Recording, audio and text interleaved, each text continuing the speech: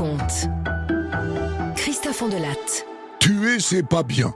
Mais tuer sa mère pour de basses raisons d'argent, c'est le pompon. Voici l'histoire d'un matricide commis en 1958 dans le Périgord. L'assassin a été le dernier condamné à mort de la région Aquitaine. C'est une histoire que je tire du livre de Didier Gallo aux éditions JPM, L'affaire Ponce, et c'est avec lui que nous la débrieferons. J'ai écrit cette histoire avec Thomas Audouard, Boris Paczynski à la réalisation. Europe 1, Christophe Ondelatte.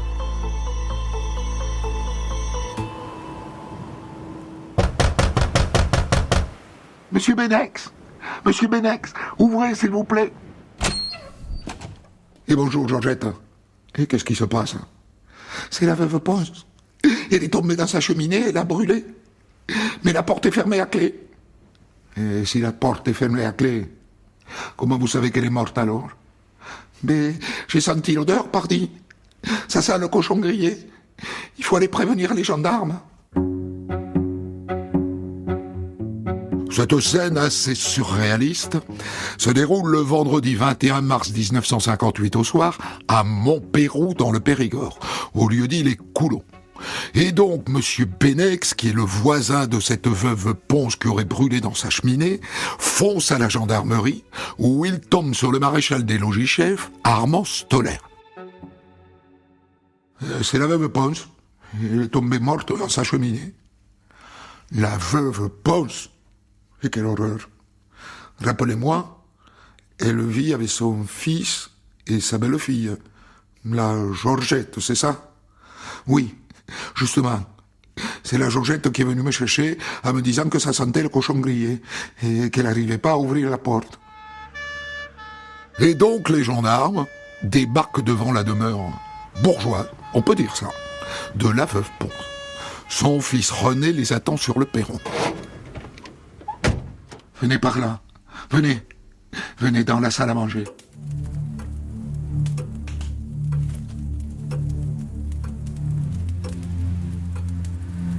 Et les gendarmes la découvrent, affalée dans la cheminée, sur le dos, au milieu des flammes. Elle a le crâne et le haut du thorax complètement rôtis.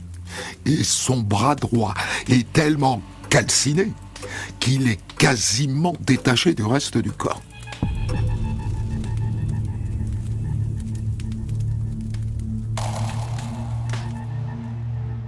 Bon voilà quoi. C'est un accident malheureux. Ça arrive, hein. Et d'ailleurs, une femme est morte comme ça il y a 2 mois dans le village d'à côté. On fait venir le docteur Guillonneau. Faut bien un docteur pour confirmer la mort. Alors, docteur, combien de temps est-ce qu'il a brûlé, ce cadavre? 1 heure environ, je pense. Vous pouvez confirmer la cause du décès? Elle est juste tombée? Comment voulez-vous que je vous réponde, vu l'état du corps calciné comme il est? Oui, ça ressemble à un accident, mais je peux rien jurer, évidemment.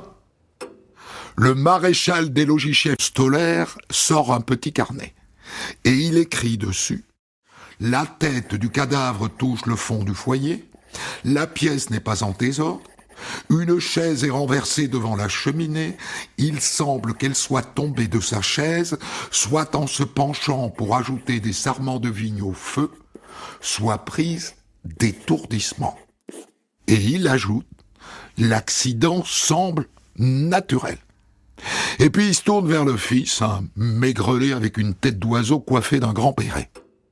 J'étais allé à la cuisine pour prendre une bouteille de vin, et là, j'ai senti une odeur très forte de chair brûlée.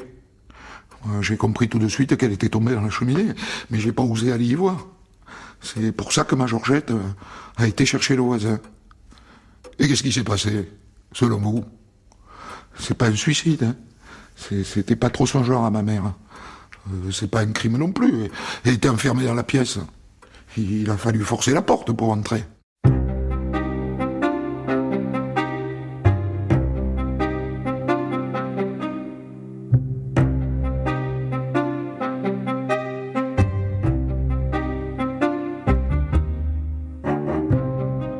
Cette histoire de j'étais dans la cuisine, j'ai senti le cramer, j'y suis pas allé, et j'ai envoyé ma Georgette chercher le voisin, était un peu confusante, vous trouvez pas?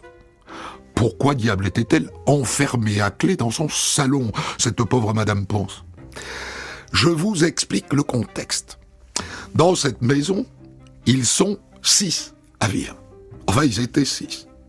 La veuve Ponce, 78 ans, son fils René, 53 ans, et, non pas la femme, mais la concubine de René, Georgette Créole, avec ses 3 enfants, qui ne sont pas les fils de René.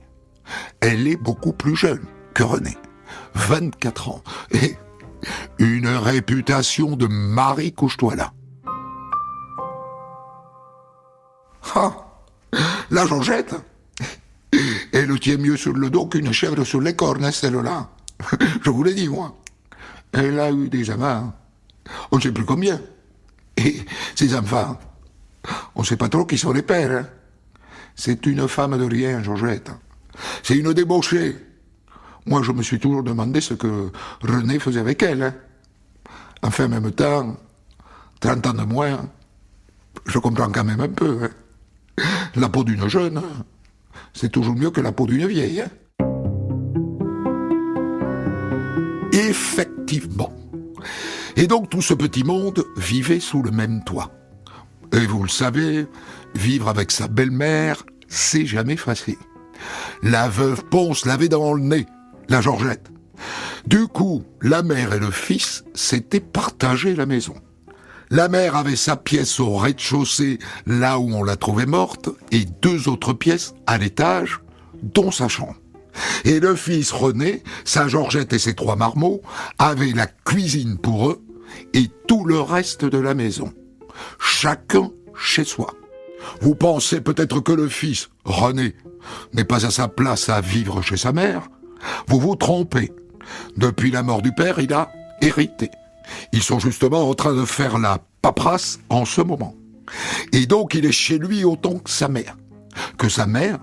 Et d'ailleurs que sa sœur, Régine.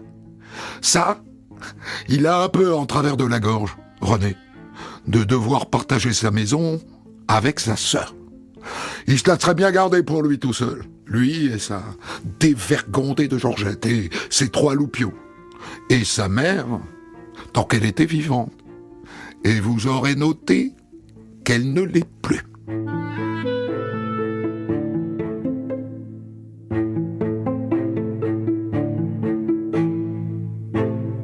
Il faut que je vous dise aussi que le torchon brûlait sec entre la veuve Ponce et sa bru, ou sa faisant fonction de bru.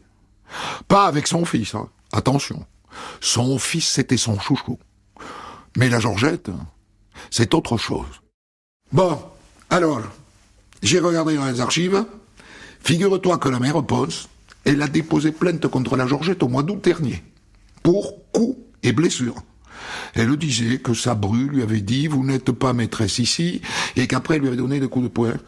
Et donc elle est venue avec un certificat du docteur qui a constaté les ecchymoses au bras droit et à l'épaule. Alors il y a eu une enquête sociale pour savoir comment la Georgette s'occupait de ses gosses. Ils n'ont rien trouvé à redire. Et donc le procureur a classé sans suite. Et voilà. Mais c'est pas tout. Il y a 3 mois, en décembre, elle a encore déposé plainte. Elle a expliqué que pour aller dans sa chambre, elle devait traverser celle des enfants.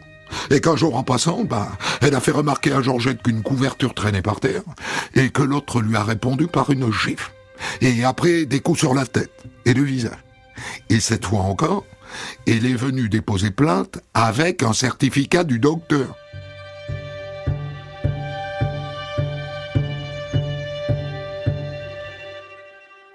Il y avait un autre sujet de conflit entre la mère Ponce et sa bru. En l'occurrence, avec son fils, surtout. Il ne s'occupait plus du tout de la ferme. Et la Georgette non plus, bien sûr. La ferme, l'œuvre de la famille depuis des générations, était en train de péricliter. Ça en fait des conflits, tout ça, dans le décor de cet accident.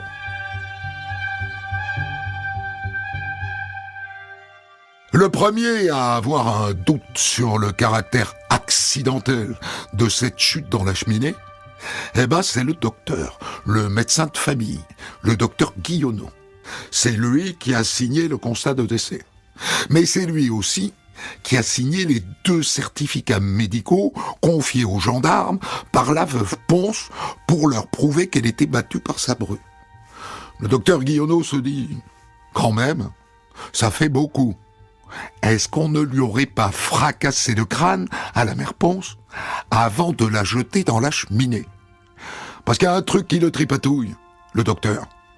Quand il est allé constater la mort, il a trouvé que la cheminée était bien petite pour qu'on y tombe accidentellement et qu'on ne puisse pas se relever.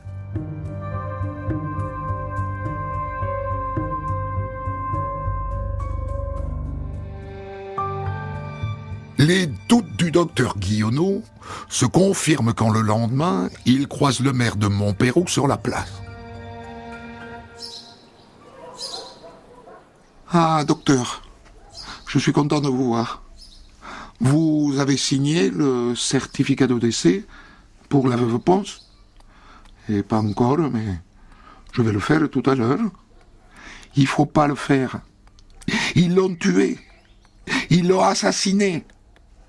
Vous êtes sérieux, monsieur le maire? Mais oui, ils le disaient qu'ils allaient la tuer. Ils l'ont même menacé devant témoin. Donc ils l'ont assassiné et hop, ils l'ont balancé à la cheminée. J'en suis certain. Et d'ailleurs, je vais de ce pas faire part de mes doutes à la gendarmerie. Au même moment, René le fils arrive sur la place de Montpeyroux.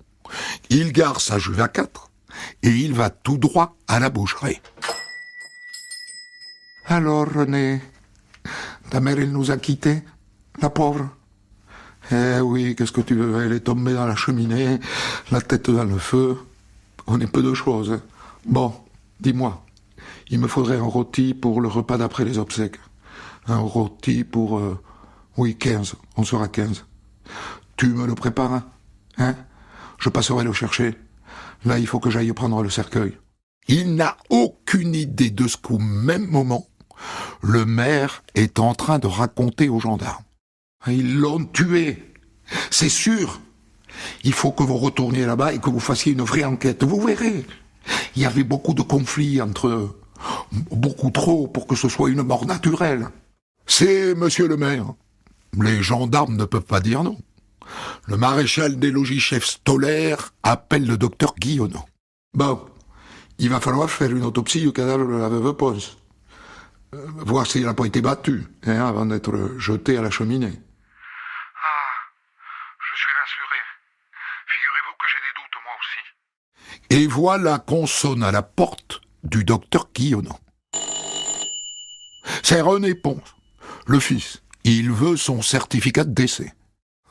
C'est-à-dire que je vais pas pouvoir te le donner. Et là, René rentre chez lui et il voit débarquer les gendarmes. Et au flair, l'un d'entre eux se tourne vers Jacques, l'aîné des enfants de Georgette Créole. 7 ans. Dis-moi, gamin, tu sais ce qui s'est passé hier soir quand la grand-mère elle a brûlé?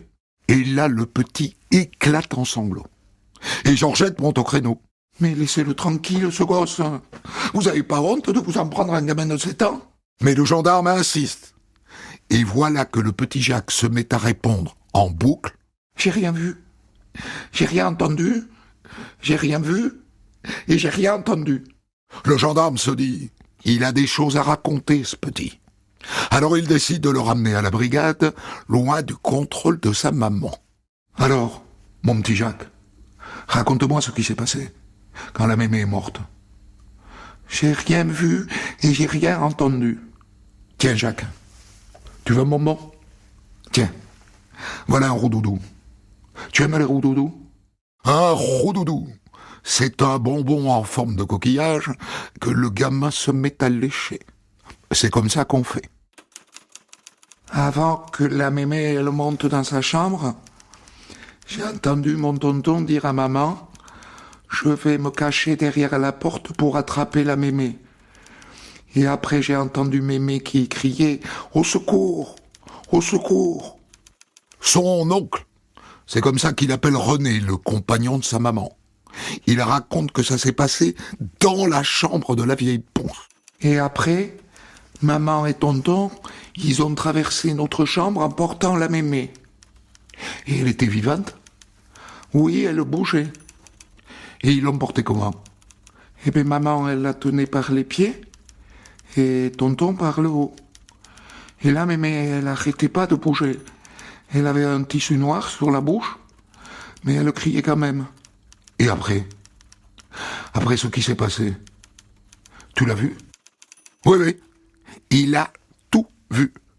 Il dit que son tonton a traîné la mémé jusqu'à la cheminée qui était presque éteinte et qu'il l'a mise dedans. Et après, mon tonton, il est allé chercher la paille et il l'a mise sur la mémé. Après, il a mis des sarments de vigne et avec une allumette, eh ben, il a mis le feu. René Ponce, le fils, et sa petite amie Georgette ont tué la veuve Ponce. La suite est assez logique. Bon, nous allons immédiatement chercher Ponce. Hein? Vous le séparez d'avec sa maîtresse. Moi, je me rends sur place avec ma voiture et moi, je la ramène ici. Et voilà le maréchal des logis-chefs Stoller face à René Ponce. C'est un tout petit monsieur, René, 1,54 m, avec une drôle de tête, légèrement de traviole, et un éternel béret vissé sur la tête. Le gamin, Jacques, il a dit n'importe quoi. Mais vers 5h15 de l'après-midi, le voilà qui lâche du lest. L'après-midi, ma mère, elle a menacé de me mettre à la porte de la ferme en me disant que j'avais plus rien à voir sur la propriété. J'ai pas supporté. Alors le soir, eh bien je me suis dit, je vais la supprimer. Et votre amie Georgette, elle vous a aidé. Elle m'a aidé à la porter vers la cheminée. À ce moment-là, elle était vivante. Ah oui, oui. Et même elle criait. C'est les fumées de la cheminée et la chaleur qui l'ont étouffée. Et après, ses cheveux, ils se sont mis à brûler. Et puis sa tête a brûlé aussi. Et puis ses vêtements. Et puis voilà, quand j'ai vu qu'elle brûlait bien, j'ai fermé la porte à clé. J'ai demandé à Georgette d'aller prévenir le voisin en disant que c'était un accident. Eh ben voilà, ça s'appelle des aveux circonstanciés. René Ponce est inculpé d'assassinat. Et maintenant la Georgette, jusqu'à quel point a-t-elle participé au crime?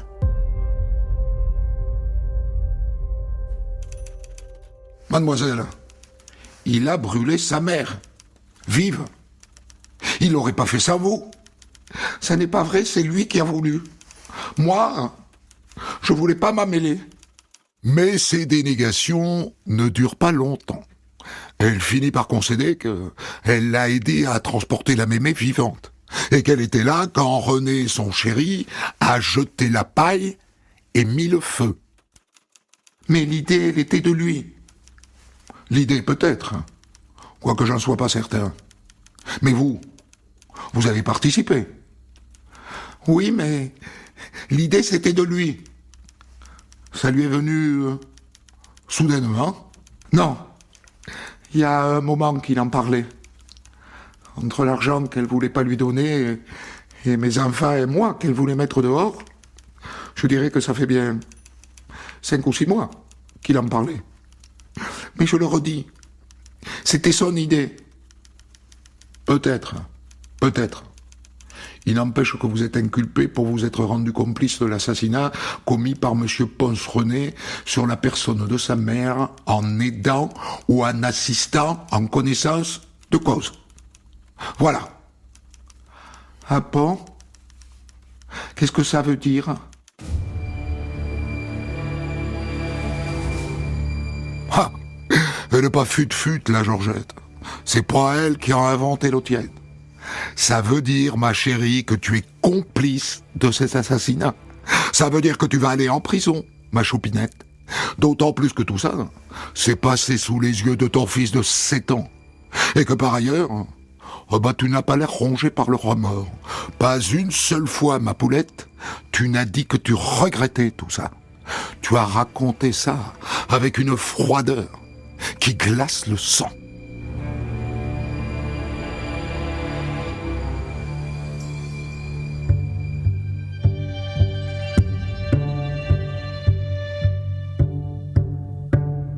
Sans traîner, le juge ordonne qu'une reconstitution ait lieu chez la veuve Ponce. Et les deux autres refont sans problème les gestes qu'ils ont avoués. À aucun moment, ça n'a l'air de les affecter. Ils restent froids comme une merde de goujon. Et puis on demande au docteur Calais, médecin légiste, d'autopsier le cadavre à demi calciné de la mère Ponce. Et là, il faut que je vous dise, le cadavre, on l'a pas amené à la morgue, on l'a laissé à la ferme, dans un coin.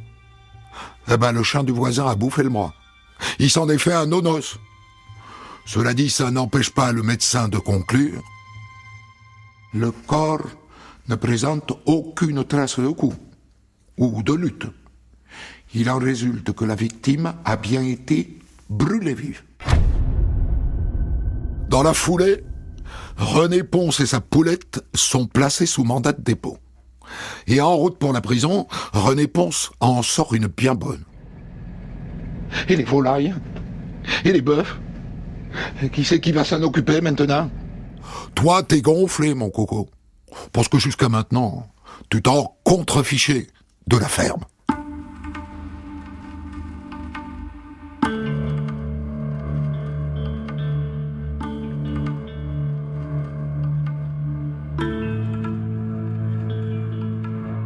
Le lendemain, le journal Sud-Ouest titre « Drame de la haine en Dordogne, un cultivateur fait griller sa mère dans la cheminée. Témoin du drame, un enfant de 6 ans permet de confondre le meurtrier. » Pas un mot sur Georgette et sur le rôle qu'elle a joué. Ça n'a pas l'air d'intéresser ces journalistes. Pourtant, c'est le couple qui a commis cet assassinat, en duo. Heureusement que de son côté, le journal La Nouvelle République a décidé de les appeler « Les amants diaboliques de Montpérou ». C'est un titre plus juste, plus adapté à la réalité.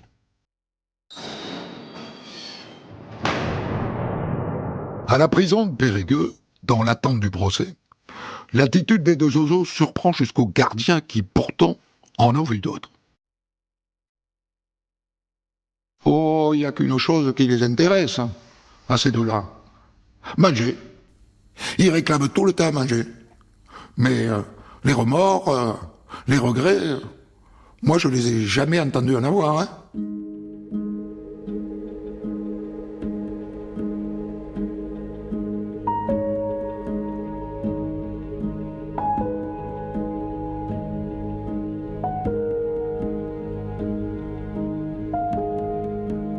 Le procès s'ouvre le 17 novembre 1959 devant la cour d'assises de Périgueux.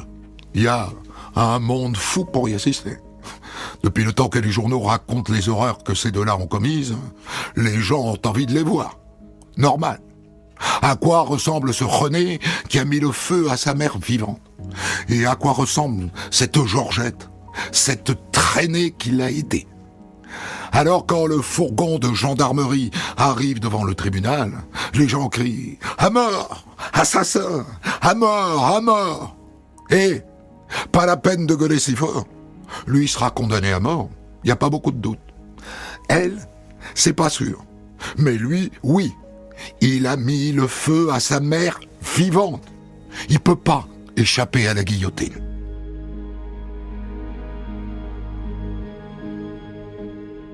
Avant le procès, Georgette a reçu les consignes de son avocat. Laissez-le s'enfoncer tout seul. Il va sans doute vous incriminer. Il va dire que vous êtes l'instigatrice de cet assassinat. Vous le laissez dire et vous faites en sorte que la balle revienne vers... Le procès dure 2 jours. Et à la fin, comme on pouvait s'y attendre, L'avocat général requiert la peine de mort pour les deux. Sans passion, je requiert la peine de mort contre vous.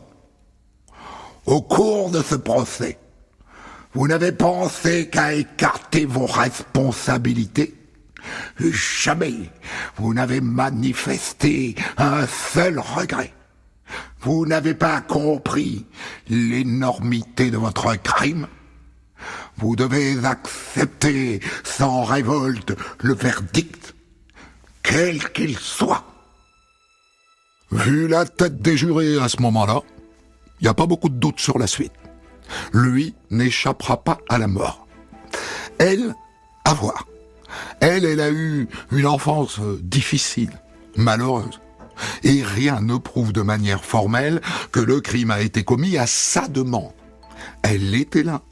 Elle a participé au transport de la vieille vivante, sous les yeux de son fils de 7 ans. Elle a vu son chéri jeter la paille sur sa propre mère et y mettre le feu. Mais comment être certain que c'est elle qui a remonté la pendule? René Ponce, vous avez la parole une dernière fois, avant que les jurés ne se retirent. Nous vous écoutons. Je ne suis pas responsable. C'est Georgette, elle m'a demandé de faire ça. C'est elle le mal. Cet idiot ne rêve tout de même pas d'être acquitté. Le délibéré ne dure que 30 petites minutes. Et le verdict tombe. La Cour condamne Ponce René, accusé présent, convaincu du crime de parricide et d'assassinat, à la peine de mort. Ordonne l'exécution à la maison d'arrêt de Bordeaux. Et là, il comprend qu'il va se faire raccourcir. Alors il se met à pleurer, à hurler. D'autant elle échappe à la mort. Georgette Créole est condamnée aux travaux forcés à perpétuité. Naturellement, René Ponce et ses avocats tentent d'obtenir la grâce de la part du président de la République, le général de Gaulle. Sur le papier, ça n'est pas impossible. Le général n'est pas un enragé de la guillotine. Mais là, un matricide aussi sauvage, il rejette le recours en grâce. La décapitation de René Ponce a lieu le 21 juin 1960 à 4 heures du matin à la prison de Bordeaux. Il est le dernier guillotiné de la région Aquitaine. Pour commenter son histoire du jour, Christophe Ondelat reçoit un invité, acteur direct de son récit. Je vous ai raconté le matricide commis en 1958 en Périgord par un certain René Ponce qui tue sa mère pour de basses raisons financières et qui est le dernier condamné à la peine capitale en Aquitaine. C'est une histoire que je tire d'un livre qui s'appelle L'affaire Ponce de Didier Gallo aux éditions JPM et c'est avec lui naturellement que nous la débriefons. Précision importante, Didier Gallo, vous êtes ancien juge d'instruction, mais pas assez ancien pour avoir travaillé sur cette affaire, n'est-ce pas? Alors comment est-ce que vous tombez dessus? Alors écoutez, comment ça m'est venu? Parce que j'ai une propriété, celle des Ponces, en Dordogne, et on m'a parlé de cette affaire. Donc j'avais décidé de l'étudier et d'en tirer quelque chose éventuellement. Il y a une mémoire de cette affaire en Dordogne? Ah oui. Cette affaire très présente dans la région, je dirais dans le canton d'Île-de-France, puisque j'ai entendu, c'était en 2000, j'ai entendu beaucoup de témoins, non pas des faits, mais de l'époque. Et c'est très présent. Écoutez, encore ce matin, j'étais sur la place du marché à Villefranche-de-Longchamp et il y a une dame d'un certain âge qui est venue me voir en me disant « Ah, vous avez écrit l'affaire Ponce, je me rappelle très bien, ils passaient leur temps en voiture et allaient au cinéma. » Georgette est toujours vivante? Écoutez, je n'en sais rien. Elle doit avoir un peu plus de 90 ans, si elle est encore vivante. Elle est sortie de prison, je crois, en 73. Le général de Gaulle l'avait graciée, ramenant à 20 ans la peine de travaux forcés à perpétuité. Je ne sais pas si elle est encore vivante. Et les enfants, les enfants sans doute. Oui, l'enfant témoin que j'ai appelé Jacques dans le livre, c'est pas son nom, hein, mais je ne voulais pas. Oui, la loi nous oblige à ne pas donner le nom des mineurs. Vous l'avez appliqué. Voilà. Et donc, ce garçon, j'ai eu des contacts avec son épouse. Il a une vie normale, je dirais entre guillemets. Il a été ouvrier d'État, je crois. Il a 3 enfants. Il avait une 50aine d'années en 2000. Donc, je pense qu'il est toujours vivant. Il a une vie très cadrée. Les 2 frères, on ne sait pas ce qu'ils sont devenus. Alors, ce qui me frappe dans cette histoire, Didier Gallo, c'est le manque total d'empathie, de repentance, de regret même. Je ne sais pas si le mot psychopathe existait à l'époque, mais c'est bien ça. C'est un duo de psychopathes. Non, je ne crois pas. Ce sont des gens extraits. Alors, la gamine, elle a eu une enfance épouvantable, et ce qui l'a sauvée aux assises, parce qu'elle aurait pu être condamnée à mort, hein. Le climat était très tendu, mais c'est un jeune avocat, maître Vessière, qui avait son âge, qui avait joué avec elle enfant, et qui connaissait sa vie, qui était une vie épouvantable. Sa mère était une abominable pochetronne qui avait des rapports sexuels devant elle, avec je ne sais combien d'amants, qui vivait avec un brave homme, Grand Louis, mais enfin, c'était quand même 5 litres de vin par jour. Enfin, c'était une enfance épouvantable. Quant à lui, Ponce, tous ceux qui l'ont connu, même ceux qui ont dit qu'il méritait la peine de mort, en fait, m'ont dit que c'était un simplet. C'était un simplet. Voilà, j'ai assisté dans cette affaire à la construction d'un condamné à mort. Comment transformer un individu qui normalement aurait dû avoir des circonstances atténuantes. Au titre de sa bêtise. Oui, il était pas, entre guillemets, normal. Était-il en état de démence? Non. Au moment des faits, nous sommes, c'est le code pénal napoléonien. Hein, on construit un homme digne de la guillotine, un homme qui a fait un mauvais usage de son libre arbitre. C'est pas si simple. Il est proche. Il est neuneux en réalité. Mais toute la machine judiciaire, les psychiatres, la presse, construisent un accusé qui est digne de la guillotine. Voilà, on le construit. On montre qu'il n'est pas si idiot que ça. Les psychiatres ont un rôle déterminant. Enfin, cette expertise psychiatrique par 3 psychiatres de la région, dont Maître Lichtenberg me dira, qui était l'avocat de la Bricabotte de Georgette, me dira, c'était des moralistes. Maître Moron-Monteil également, qui était un grand avocat du barreau de Bergerac, me dira, c'était des moralistes. Alors ils parlent de rapacité paysanne, il y a même des plaisanteries, des traits d'humour dans leur rapport d'expertise, mais à aucun moment, évidemment, ils répondent à une question fermée, une question étroite. Était-il en état de démence ? Aujourd'hui, on dirait qu'il avait quand même un discernement qui était atténué. Est-ce qu'on peut écarter que l'idée soit d'elle, de Georgette ? Oh, alors je n'étais pas capable, c'est lui, hein. C'est lui qui est tout le temps en train de dire, quand ils font la cuisine du cochon, le 7 mars, la cuisine du cochon, c'est un rituel, hein, dans le monde rural.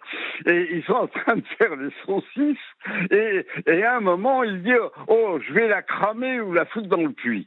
Et à ce moment-là, Grand lui dit, oh, vous devriez pas faire ça, ou tu devrais pas faire ça, tu vas avoir des ennuis. Oui, il raconte honte. Il le dit partout qu'il va cramer sa mère. Il y a une espèce de haine à l'égard de cette femme dont il était pourtant le chouchou. Oui, c'est ça qui est troublant. Et il était son chouchou. En vérité, par rapport à sa sœur Denise, il n'avait pas de raison de lui régler son compte. Aucune. Aucune.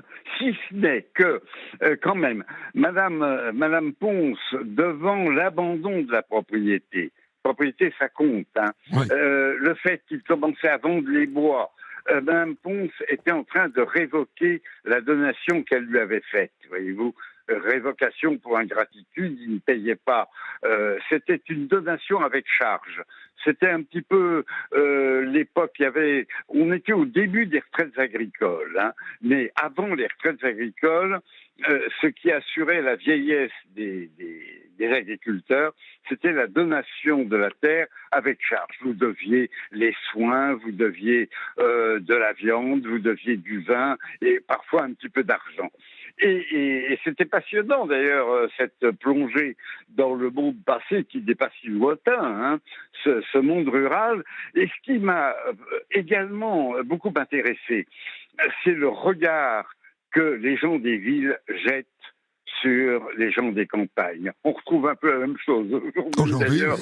Oui, avec les heurts sur les bassines. Vous avez d'un côté les urbains qui veulent donner des leçons aux ruraux. C'est assez. Mais à l'époque, c'est un regard moralisateur. Cette idée folle des juges d'instruction de faire jouer lors de la reconstitution le rôle de la victime par la fille, Ouais, je de l'ai pas la victime raconté. qui a mis des mois à s'en remettre. C'est Des Régine qui joue le rôle de sa mère. Oui, oui. Et tous ceux qui ont connu ces gens-là, qui étaient des gens bien, m'ont dit, mais elle a mis des mois à s'en remettre. Un petit mot sur la victime, Madame Pons. Moi, je la connais pas. Vous avez enquêté sur elle. À moi, elle me fait l'idée d'une peau de vache. Elle n'avait pas très bon caractère. C'est une famille, vous savez, les familles Pons, Lacroix, dans le secteur, c'était des familles qui comptaient. Monsieur Pons, père, avait été, je crois, conseiller général du département. Il avait été le premier à avoir une voiture sur le canton. C'est des familles, il y a la famille Lacroix, sont des familles qui comptent. Il y a des maisons qui parfois ne sont plus très bien entretenues, mais C'est-à-dire, oui, on voit, ils ont une maison qui est autre chose qu'une petite ferme. Oui. Oui. Ce sont des familles de propriétaires. Vous savez, dans le monde paysan à l'époque, vous avez le propriétaire, vous avez le fermier, et vous avez le métayer, et enfin, le dernier barreau de l'échelle, pour reprendre une notion siménonienne, c'est le journalier. Grand Louis était un journalier, c'est celui qui ne sait pas si le lendemain il aura du travail. C'était des chaînes de vie, hein. Mais c'était des notables. Alors, elle n'a pas voulu quitter sa maison. Ce qui est une erreur, parce qu'elle le dit à sa sœur, elle le dit partout, ils vont me tuer. Elle a même été chez sa sœur pour passer une nuit parce qu'elle n'avait pas trouvé sa clé pour s'enfermer dans sa chambre. Et elle avait peur qu'ils viennent la tuer. Alors pourquoi ne part-elle pas? Parce que c'est chez elle. C'est chez elle, nom de Dieu. Oui. Oui, alors elle est brouillée avec tous les voisins. Quand vous allez au c'est couloir... C'est une peau de vache, c'est bien ce que je disais. Elle est, vous savez, lorsque les propriétés sont enchevêtrées, quand notre propriété est loin, il n'y a pas de problème. Mais quand il y a des droits de passage, c'est terrible, les droits de passage. Moi, j'ai eu des affaires rurales que j'ai traitées au début de ma carrière au Sables-d'Olonne, des tentatives de meurtre à cause d'un droit de passage. C'est fou. Il y a des haines qui montent, mais cela dit, l'opinion des gens du pays, c'est qu'elle ne méritait pas ça. On est quasiment dans le crime parfait. C'est-à-dire que si le maire et le docteur Guillonneau ne font pas part de leurs doutes, peut-être que les gendarmes n'ouvrent pas d'enquête et que tout ça passe à l'as. Oui, mais il y en a des crimes qui passent à l'as dans ces mondes.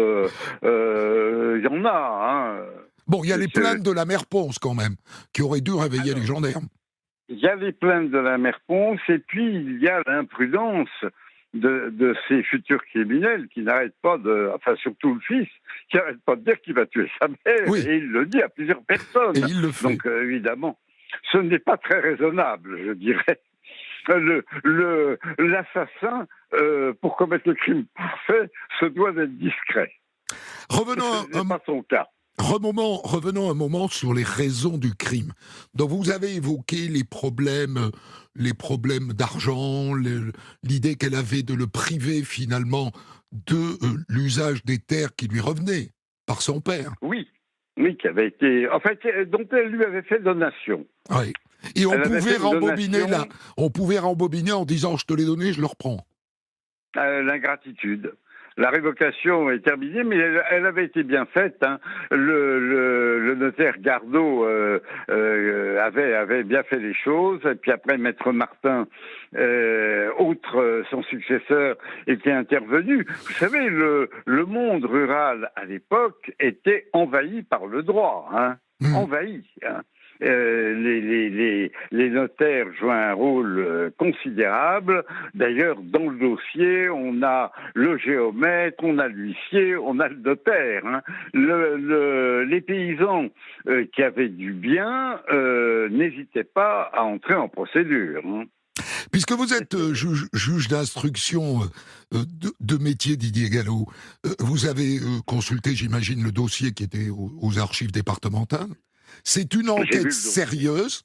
En 58, on fait des enquêtes qui tiennent la route. Ah oui, non, ce sont des enquêtes remarquables. On a le temps, on voit qu'on a le temps, et surtout, on travaille. L'affaire est résolue tout de suite. Le gendarme Stoller et le capitaine de la compagnie de gendarmerie, c'est bouclé. Le juge d'instruction arrive derrière avec le procureur. C'est le transport du parquet. On avait le temps à l'époque. Oui. Transport sur les lieux, c'est très important. Hein. Tout le village est au courant, tout le canton est au courant du transport du parquet. Oui. Donc c'est bien fait. C'est bien fait parce que la police judiciaire de Limoges, elle va s'attacher à démontrer la préméditation. Et on est dans un cadre extrêmement construit à angle droit, celui du code pénal de l'époque. Hein. C'est-à-dire que s'il y a préméditation, ça renforce encore le risque de la peine de mort. Hein. Merci beaucoup Didier Gallo, merci pour cette passion que vous manifestez, que vous aviez manifestée dans ce livre dont je me suis inspiré et que chacun d'entre vous pourra trouver sur Internet, qui s'appelle L'affaire Ponce, chez un petit éditeur qui s'appelle JPM. Des centaines d'histoires disponibles sur vos plateformes d'écoute et sur europe1.fr.